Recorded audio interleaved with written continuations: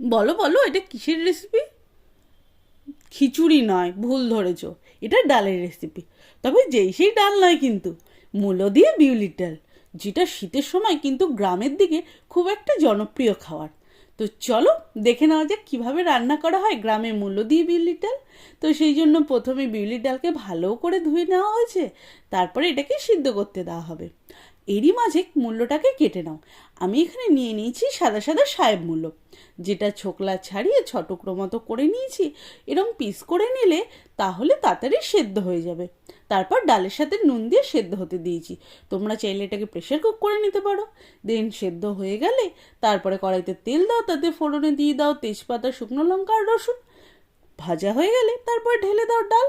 তারপরে একটু জল দিয়ে দাও, জল দিয়ে ফুটতে দাও। দাও এতে নুন, হলুদ, টমেটো আর সাথে অল্প চিনি। একটু ঝাল ঝাল মিষ্টি মিষ্টি, ডালের টেস্টটা দারুণ লাগে।